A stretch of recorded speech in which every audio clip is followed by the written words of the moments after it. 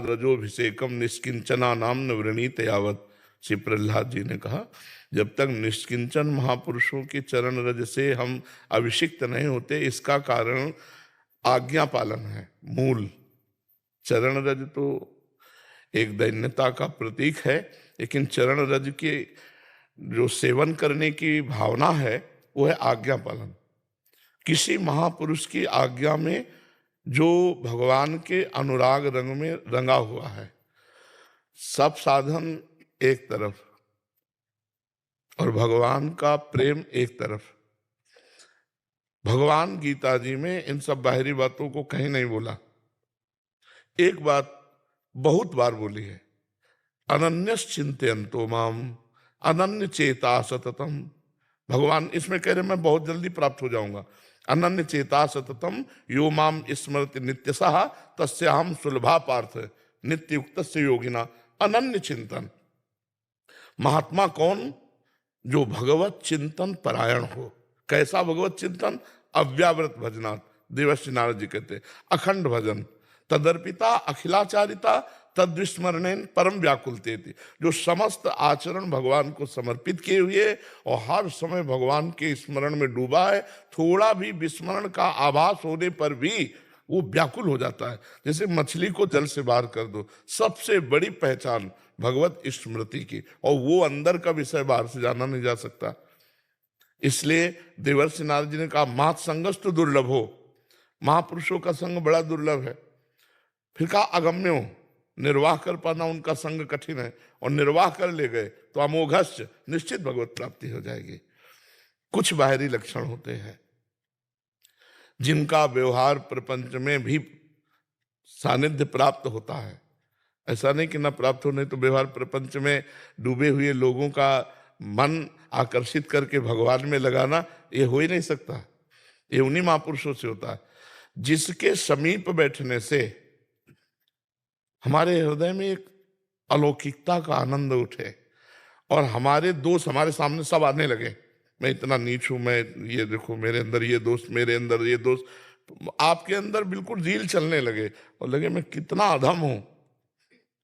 अब मैं भगवान का भजन करूंगा, अब मैं इन दोषों को छोड़ूंगा। बिना कहे तुम्हारे अंदर ये चलने लगेगा।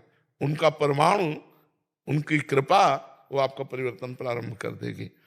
जिनके देखने से ऐसा लगे, देख तो पहली बार रहा हूं लेकिन ऐसा लग रहा है हमारा इनका परिचय बहुत पुराना है, क्योंकि भगवान में जुड़े हैं ना, भगवान में चित्तवृत्ति है और भगवान का हर अंश जीव है, तो ऐसा लगता है कि इनको देख तो मैं पहली बार रहा हूं लेकिन ऐसा लग रहा है मेरे बहुत पुराने मित्र हैं, मेरे बहुत पुराने प्रिय हैं। जिन संतों के दर्शन मात्र से, संभाषण मात्र से संसार फीका लगने लगे, असत आचरण छूटने लगे, भगवान प्रिय लगने लगे, बाहरी पहचान, आंतरिक तो आप सरिश्चा कर देंगे। जैसे वो है वैसे तुम्हें बना देंगे। आप सरिश चाहें सबकी ना, वो अपने समान बना देंगे। और संत की स्थिति संत ही जान सकता है, अन्य नहीं जान सकते। जैसे विद्यार्थी अपने टीचर की योग्यता का निर्णय नहीं कर सकता है, क्योंकि तो विद्यार्थी काका गागा पढ़ रहा है और वो डिग्री लेके पढ़ाने आया है। तो ऐसे ही महात्मा, क्योंकि आधुनिक विद्या तो वाणी के द्वारा समझ में आ सकती है कि कितना ग्रेजुएट है, लेकिन आध्यात्मिक विद्या तो सूक्ष्म दृष्टि से ही समझ में आएगी। वो केवल वाणी से, वाणी तो फदाटेदार, नायमात्मा प्रवचने न लभ्या, बहुत बढ़िया प्रवचन कर लेता तो आत्मबोध थोड़ी हो जाएगा, भगवत साक्षात्कार थोड़ी हो जाएगा।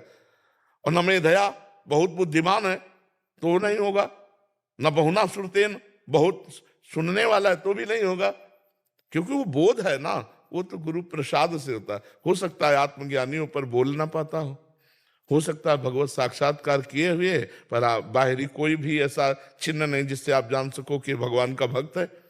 तो हम संतों को नहीं पहचान सकते। यहां तक कि रहुगण भगवान कपिल देव से सत्संग करता, लेकिन क्या जड़ भरत जी को पहचान पाया? पालकी में ज्योति दिया इतने बड़े महापुरुष को, और सत्संगी था और सत्संग करने ही जा रहा था। इसलिए महापुरुषों को पहचानना तो भगवान की सिर्फ कृपा से हो सकता है। हाँ, बाहरी पहचान है, जिनके संग मात्र से, संभाषण से, दर्शन से असत वासनाएं छूटने लगे और हमारे अंदर सत भावना भगवत भजन, श्री कृष्ण प्यारे लगने लगे। यही संतों की पहचान है। तो संतों की चरण रज का सेवन का मतलब है, रघुगण से जड़ भरत जी ने भी यही कहा है। जो प्रहलाद जी ने कहा वही रघुगण से भरत जी ने कहा कि रघुगणित तपसा न याति न चेद्या न निरपणाद ग्रहाद्वा न छंदसा न जलाग्नि सूर्यो बिना महत्पाद रजोभिषेकम। वहां कह रहे निष्किंचना नाम न वृणीत यावत। निष्किंचन का तात्पर्य होता है जो भगवान के सिवा कोई भी संग्रह परिग्रह जिसके हृदय में नहीं, वो अम्बरीश जी है। निष्किंचन का मतलब ऐसा नहीं होता भिखारी फटे कपड़े वैसे नहीं, भगवान के सिवा जिसके हृदय में कोई संग्रह परिग्रह नहीं, कोई अहमता ममता नहीं, वो चाहे चक्रवर्ती सम्राट अम्बरीश जी हो और चाहे कोई भिक्षावृत्ति से रहने वाला एकांत सेवी हो। निष्किंचन का मतलब ऐसा नहीं होता कि उसके फटे कपड़े हैं, गरीब आदमी है तो निष्किंचन है। कोई अहमता ममता नहीं भगवान के सिवा। ध्रुव जी निष्किंचन है, प्रहलाद जी निष्किंचन है, और सम्राट रहे, प्रहलाद जी भी सम्राट रहे, ध्रुव जी भी सम्राट रहे। और ये निष्किंचन का तात्पर्य कोई बाहरी लक्षण से नहीं कि वो बेचारा फटा पुराना हो फिर लौकी का कमंडल बोले निष्किंचन नहीं, सब कुछ है पर कोई अहमता नहीं, कोई ममता नहीं। प्रभु के सिवा कोई अहमता ममता नहीं। सावई मना कृष्ण पदार बिंदु, ये है निष्किंचन। तो उनकी आज्ञा पे रहना। मान लो हम चरण रज ले ली, मनमानी कर रहे हैं, तो चरण रज का कोई प्रभाव थोड़ी होगा। कौन सा कण ऐसा वृंदावन का जो महापुरुष की चरण रज नहीं है? प्रिया प्रीतम से लेकर गोपियों से लेकर अभी तक कितने महापुरुष हुए हर कण। लेकिन अगर आप आज्ञा पे नहीं चल रहे तो क्या प्रभाव है, आप देख लो खुद। वही संसारिकता, वही है धाम, लेकिन आप देखो ना क्या प्रभाव है। तो आज्ञा का पालन करना, आज्ञा ही चरण रज का सेवन करना, मतलब दास्ता है। चरण रज का सेवन का मतलब दास्ता, दास्ता का मतलब आज्ञा सम्न सुसाहब सेवा, अपने साहब की आज्ञा का पालन करना। संत गुरुदेव उनकी आज्ञा पे रहना। सोच पा रहे बच्चा? उनके बताए हुए आचरण, उनके बताए हुए किए हुए उपदेश पर चलना, यही है चरण रज का सेवन, दास्ता का मतलब। नहीं तो ऐसे चरण रज लगा लो और आज्ञा का पालन संतों की ना करो तो मुझे लगता है कि लाभ अनुभव में नहीं आएगा। क्यों बच्चा जी? नितिन कुमार जी, मीना रानी जी पंजाब से। राधे राधे जी। महाराज जी राधे राधे। महाराज जी भगवत गीता में 4 योग का वर्णन किया है, कर्म योग, भक्ति योग, ज्ञान योग, सांख्य योग। महाराज जी इन 4 योग का ज्ञान योग सांख्य योग एक ही है। जिसे सांख्य योग कहते हैं ना, उसे ही ज्ञान योग कहते हैं। और जो कर्म योग है ना, वो मिश्रित भक्ति संबंधी ही है। सारे कर्म भगवान को अर्पित करना, सब वस्तु भगवान की मानना, सबको भगवान मान के सेवा करना, तो कर्मयोग हो जाता है। और निरंतर भगवान के चिंतन में लीला कथा गायन श्रवण, भगवान की श्रीअंग की सेवा, भक्तों की सेवा, ये भक्ति हो जाता है। मुख्यतया हम कहेंगे 2, एक है ज्ञान योग और एक है भक्ति योग। ज्ञान योग में अष्टांग योग, ज्ञान योग में ही सांख्य तत्व गणना, और भक्ति योग में कर्म योग मिल जाता है, क्योंकि कर्म के द्वारा ही तो भक्ति होती है। तो भक्ति योग कर्म योग एक ही समझ लीजिए, उनका वर्णन अलग अलग थोड़ा है। भक्ति योग में मैं भगवान का हूँ, सब कुछ भगवान की वस्तु है, निरंतर भगवान का चिंतन करना और भगवान की लीला गुणों का गायन करना और सब कर्म भगवान को समर्पित कर देना।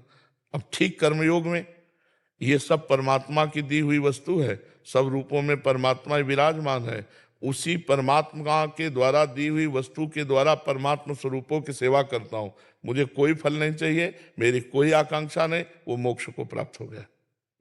तो मुख्यतया 2 ही आते हैं, भक्ति योग और ज्ञान योग। ज्ञान योग में सांख्य योग, अष्टांग योग, भक्ति योग में कर्म योग, ये सब आ जाते हैं। उनका विस्तार छोटा छोटा अलग अलग करके बहुत रूपों में किया गया, लेकिन मुख्यतया 2 ही धाराएं हैं, एक है भक्ति और एक है ज्ञान। जितने भी ज्ञान योग की धाराएं हैं वो सब मैं में स्थित होने की है, मैं में। और जितनी भक्ति योग की अन्य सब धाराएं हैं वो सब तू में स्थित होने की है। और जितनी माया की धाराएं हैं वो सब मैं तू में स्थित होने के लिए है।